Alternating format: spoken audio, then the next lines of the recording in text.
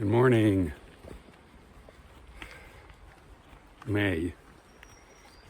Early May. It's only about a week after I returned from my trip to Cape Cod, of which there's a video posted. And I'm back in my home environments. I didn't plan to go out for a hike today, but I don't always have to follow plans. The world seems so awake today. It's spectacularly sunny, bright, and I have a million things to do, but I just wanted to put them all aside to come out here and enjoy this, especially after the winter, after the cold, after the grayness, of which there's been a lot around here lately, even though it's early spring.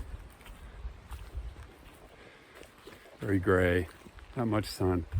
So here we are, 5 or 6 miles, mud season hike. The trails through the mountains are closed, so this is a lowland loop around this stream. It's in the Little River State Park. Just a great place to get out without having to muddy up the trails up high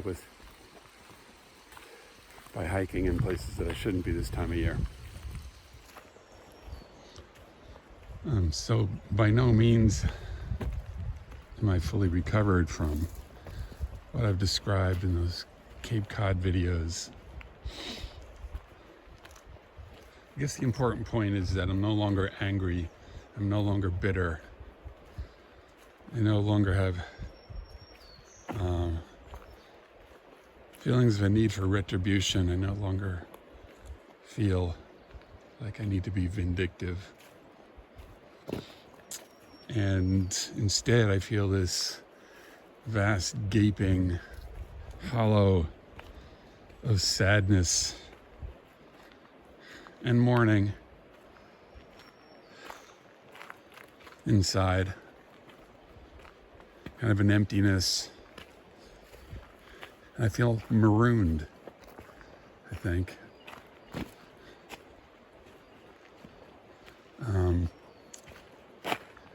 Not unusual feelings, but it's what's surprising to me is how strongly I feel them at this point.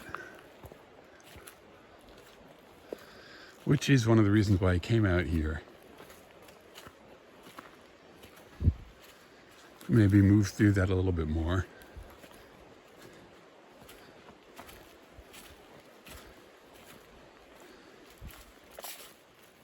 The greenest time of the year.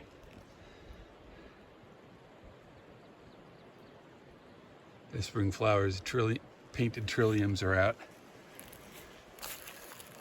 And so many other things.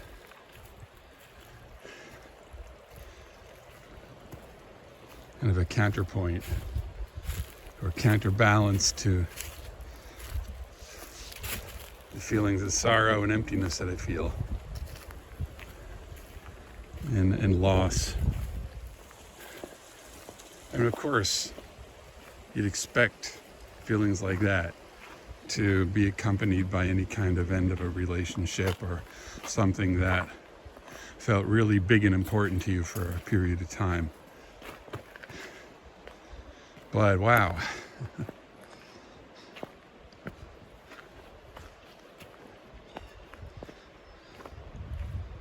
Yeah. They're back, spring migrants. What I mean by a migrant is something that comes here for a specific purpose. And I'm talking about birds.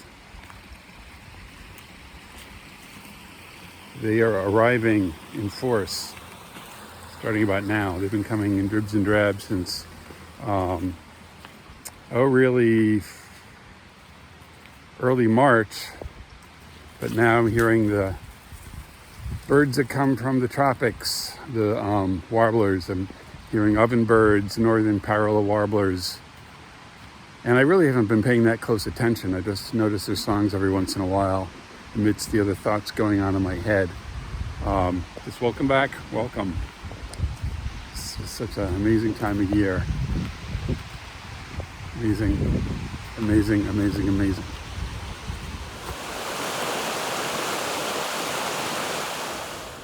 Spending quiet time out in nature doesn't solve anything. It just softens things up. Grounding, and nothing solved.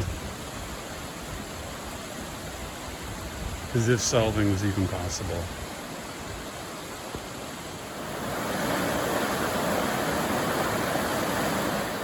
So when I was younger, I would come out to places like this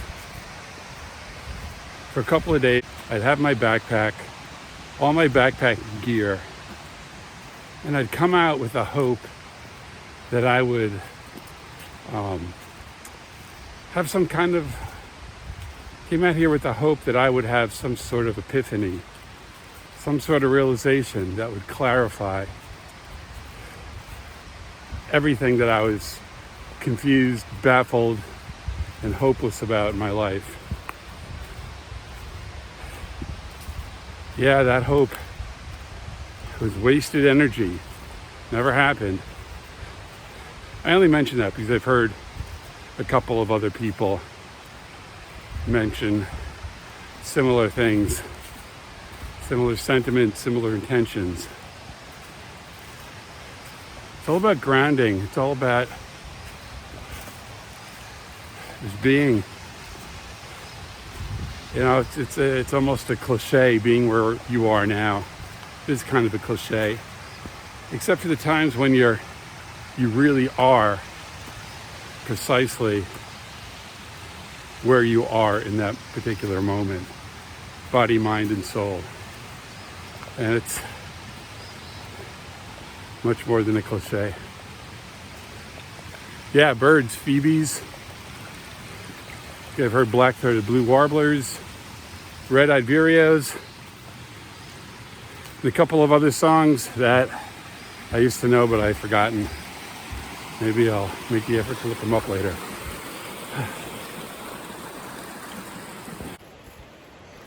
This land was once hard used, and now just ghosts remain.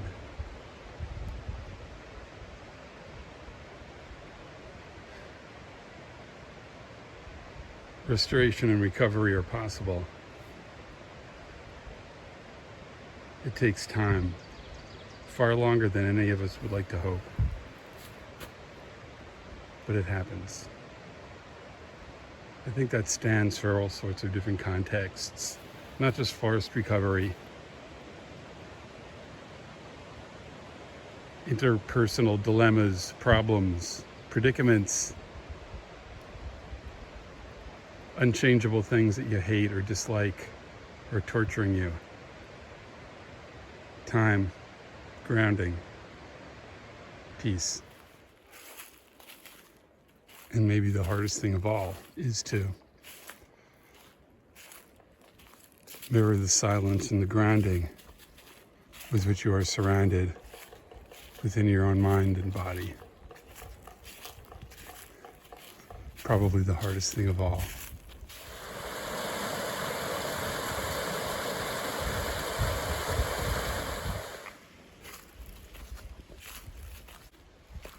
I think the only way to get through grief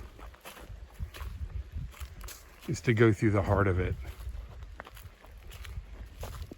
The only way to get to the other side is to dive right into the middle of it, into its heart.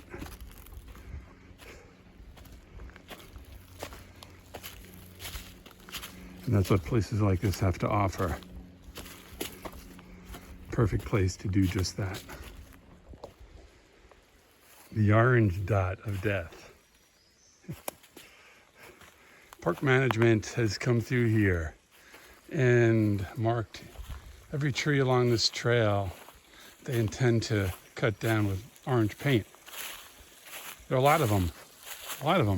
Some of them are dead and need to be taken out just because of, maintaining the trail. You don't ordinarily need to cut down dead trees for other reasons. Other trees have a more sobering rationale behind their being marked. I'm just noticing that all of these are ash. And of course the park is anticipating that the emerald ash borer, a little insect that kills ash trees without exception, is going to come through here within the next couple of years, or 10 years or so, and kill off all the ash trees in this particular forest. So, and these ash trees, once they die, they become very brittle and they shatter easily, and low likelihood that they'll actually fall on anyone hiking along here, but there's that possibility. And it's also a trail maintenance issue. A lot of dead trees falling on this trail. Here's a cherry that they marked. I guess that one's kind of half dead, or too close to the trail or something like that. Yep. Such is life in a forest in 2024.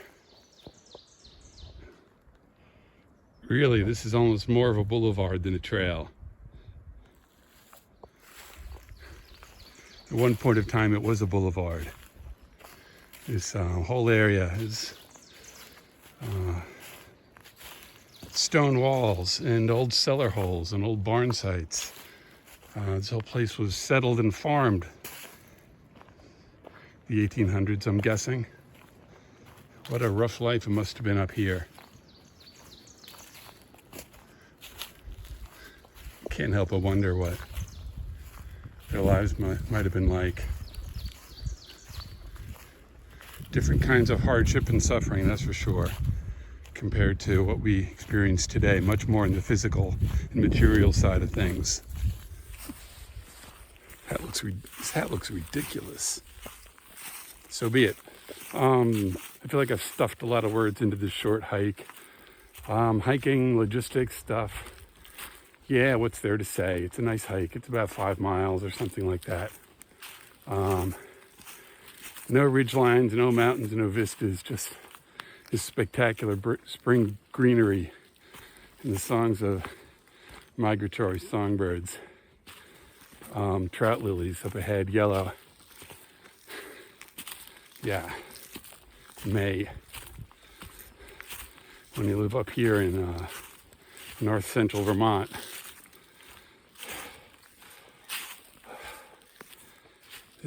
after a long winter, just all that much more appreciated. Pretty amazing. Thanks for following along. A gentle reminder in the middle of the woods. Our time is so short. Being here, don't squander it. I just figured out a new way to find solitude while out here hiking in this day and age of crowded trails, and that is to come on into the park and visit when it's closed.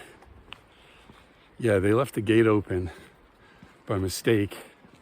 I drove all the way in, and I had two guys in a cart as I'm walking back to my car here pull up next to me and inform me of the fact that the park's closed. And no big deal. I'll just leave and no harm done. But yeah, it's one way to skin a cat. Thanks. Bye.